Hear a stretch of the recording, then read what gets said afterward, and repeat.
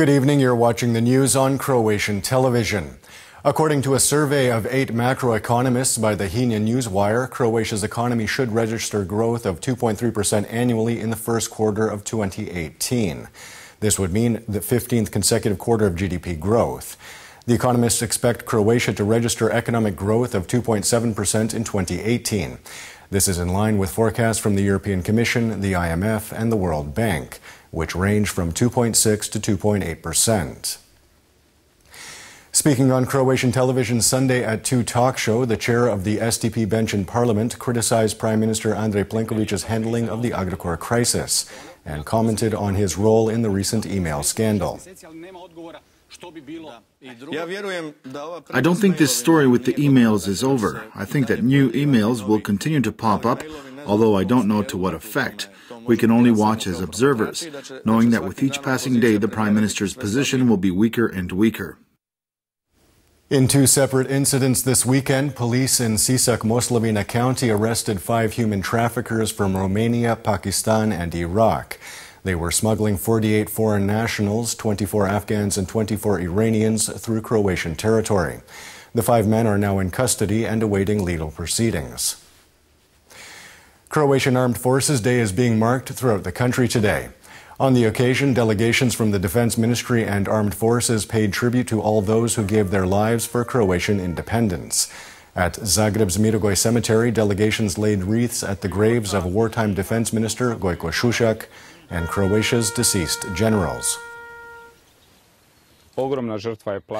A massive price was paid for Croatian independence, and it is our responsibility to preserve the values of the homeland war. We are here today to honor those people who were responsible for the creation of the victorious Croatian armed forces. For now, in times of peace, this is a challenging job.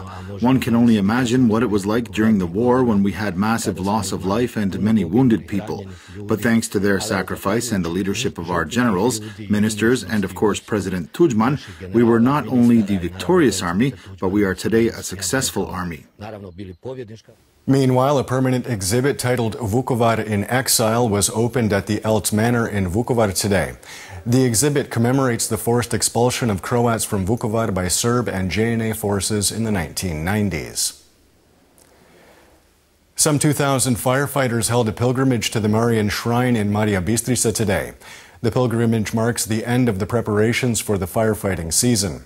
Last summer, the Croatian coast was hit by a number of devastating wildfires, prompting government to increase the firefighters' budget by 2 million kuna.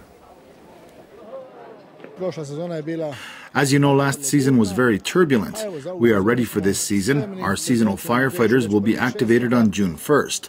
Wildfires are going to happen, that's unavoidable, but we are ready. The 17th Festival of the European Short Story opened in Zagreb today. This year's festival is being held under the slogan Heritage and features both domestic and foreign writers presenting their works at various locations throughout Zagreb, Rijeka, and Samobor. The festival runs until June 1st. The theme of the festival is heritage, which is something that affects us on every level, and over the next week our 30-odd guests will open up this story of heritage, historical heritage, family heritage, class and race heritage. And taking a quick look at sports, in spite of a minor shoulder injury, Croatia's Tin Srbić took first place in the high bar event at the Gymnastics World Cup meet in Osijek today.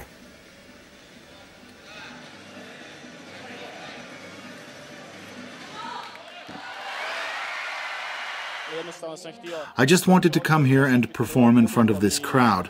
It gives me an extra boost of energy, and I didn't want to miss that opportunity. And I am truly happy because I achieved the plans my coach and I laid out before the final.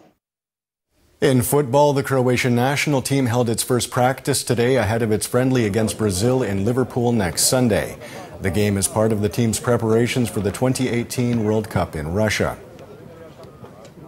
The game is coming up very quickly. Brazil in some 5 days' time. We are eagerly awaiting for things to get rolling, and then we'll take it one step at a time. And finally, in tennis, Croatia's Petar Martic is through to the second round of the French Open after beating Wang of China 6-2, 6-3 today.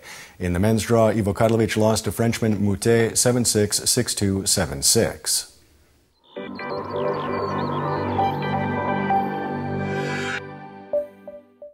And now the forecast for tomorrow. Predominantly sunny but relatively unstable, with some moderate cloud cover bringing isolated showers and thunderstorms, primarily in mountainous regions. Winds will be mild inland with a northeasterly on the coast in the morning, shifting to a westerly and northwesterly in the afternoon. Morning lows of 12 to 17 degrees Celsius in the interior, 18 to 22 on the Adriatic, will give way to highs of 26 to 31 degrees. The 3-day forecast for the interior calls for partly to predominantly sunny skies and unseasonably warm temperatures. There will be some moderate cloud cover in places with a chance of localized showers, primarily in mountainous regions and eastern Slavonia. The coast will see predominantly sunny skies and unseasonably warm weather with overnight temperatures in some coastal areas staying above 20 degrees Celsius. There is a chance of some brief showers at the end of the week.